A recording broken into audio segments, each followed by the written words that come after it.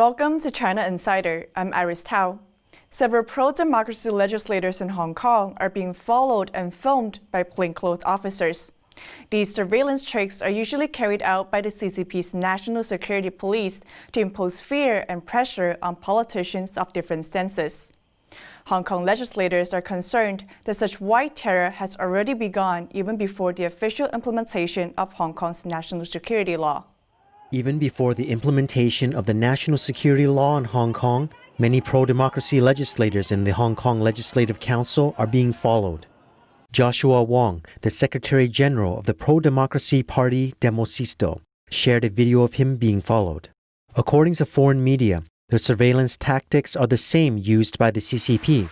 It's suspected that it might be the Chinese national security officers commencing their activities in Hong Kong. Some Chinese human rights activists even described the legislation as a means to legalize the long-standing tactics of the Chinese Communist Party.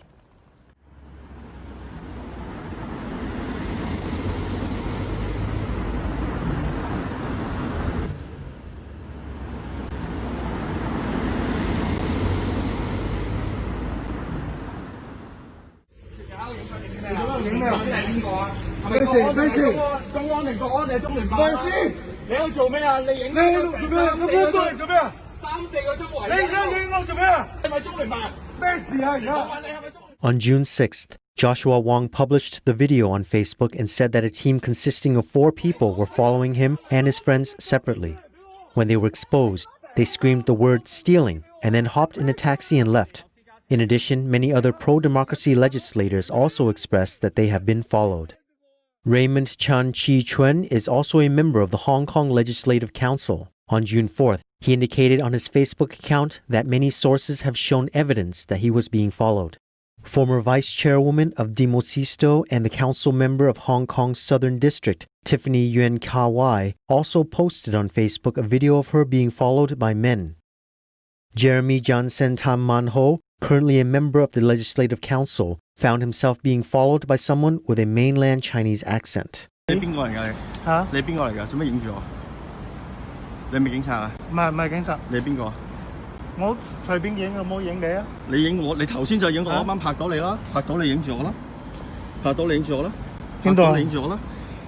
Although the man in the video denied stalking and taking photos, he was quick to delete all the images from his phone. When confronted by Tom's questioning, he insisted on not answering who he was and promised to go to the police station, but instead ran away. I don't think he is a journalist because journalists identify themselves and interview straight away, but he did not and only kept saying that he did not take photos of me and he did not know me. However, at the same time, he took out his phone and started to delete pictures that are obviously of me. Alvin Young Ngok Kyo, the current leader of the Civic Party and member of the Legislative Council of Hong Kong, expressed in a press conference that the White Terror has already begun even before the implementation of Hong Kong's version of the national security law. This is how the regime tries to intimidate and impose fear on Hong Kong politicians.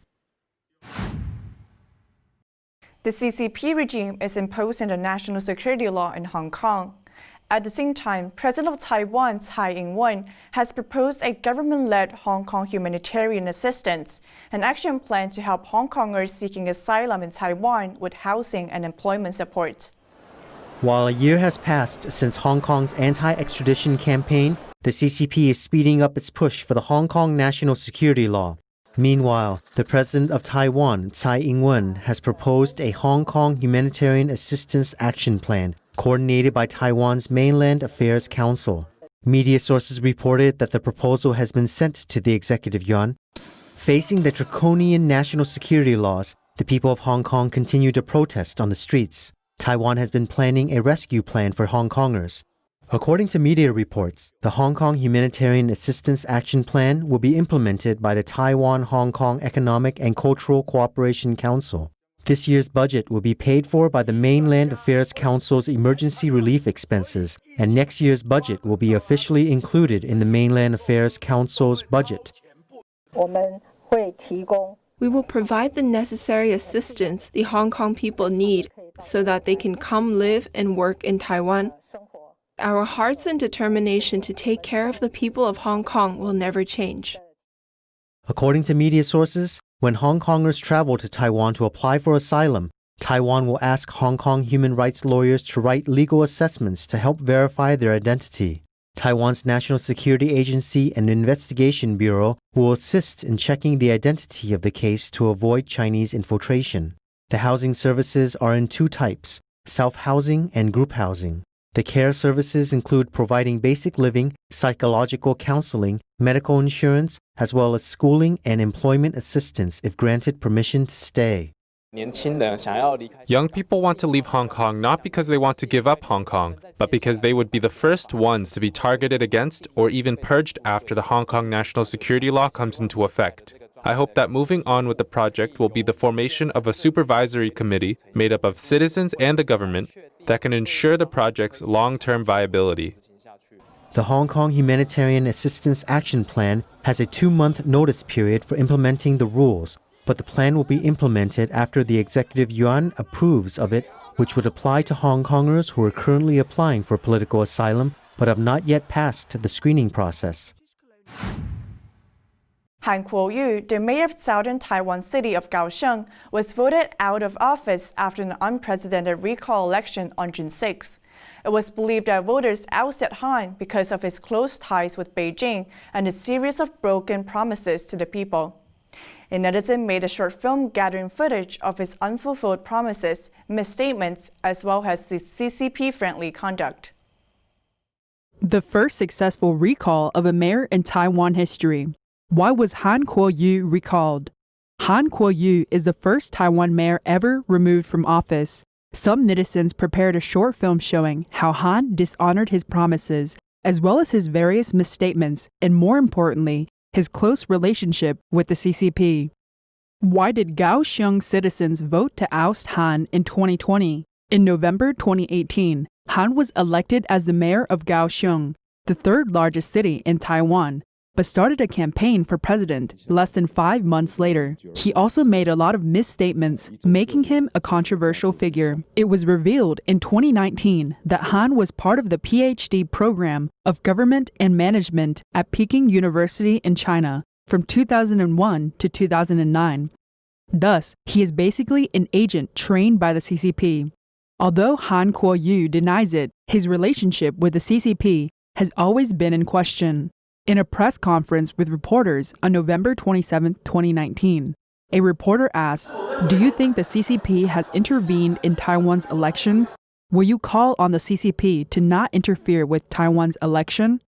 Han replied, "When I was listening to you, my right ear was ringing. Now I have to listen with my left ear. Which media are you with? Report your media name first." In another press conference with the media on June 9, 2019, a reporter asked, "Hong Kong people are marching through Hong Kong today, protesting the Hong Kong government's amendment to the extradition bill." Han replied, "I don't know about that." On June 17, 2019, a reporter mentioned millions of Hong Kong people protested on the streets yesterday. Han then responded, "Oh, okay, thank you.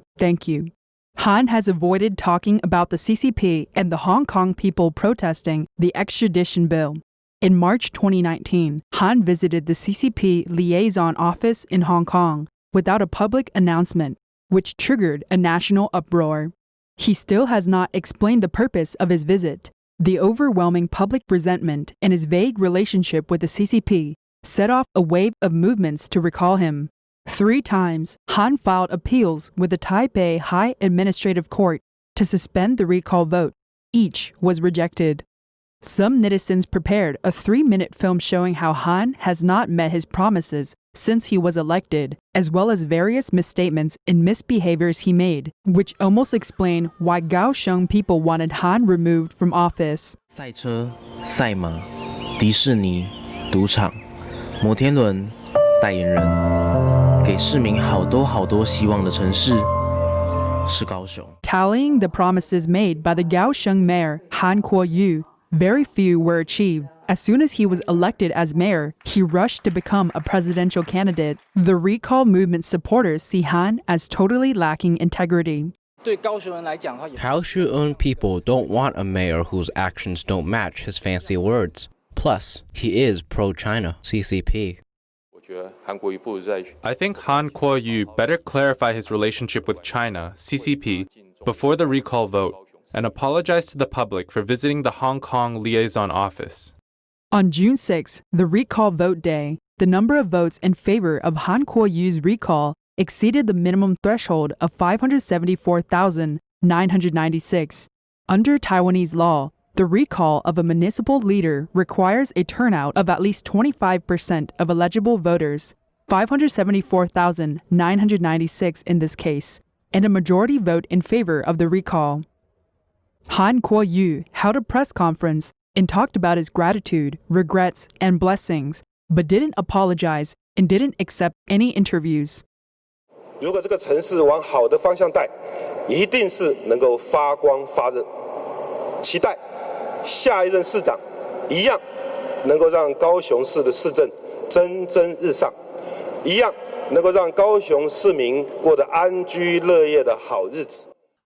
According to information from the Kaohsiung City Election Commission at 6 p.m. on June 6th, the number of ballots in favor of the recall was 939,090, which exceeded the 892,545 votes Han received when he was elected mayor in 2018. The four leaders of the recall initiative said that the victory belongs to all Kaohsiung citizens and called for putting down the opposition after the recall vote and reconstructing Kaohsiung together. Starting today, please return home and hug your family members. Embrace people with different points of view and embrace people around you and all Kaohsiung people. Next, let's rebuild Kaohsiung together. The Chinese Communist Party's cover-up led to a pandemic that now threatens the lives of people around the globe. With over 7 million people infected, China is still defensive about independent international inquiry into the origin and the spread of the CCP virus. The Epoch Times has initiated a global signed petition campaign calling for investigating, condemning, and rejecting the CCP. We believe that investigating and exposing the truth is the only way that we can remain safe. Let's take action. Sign the petition at rejectccp.com.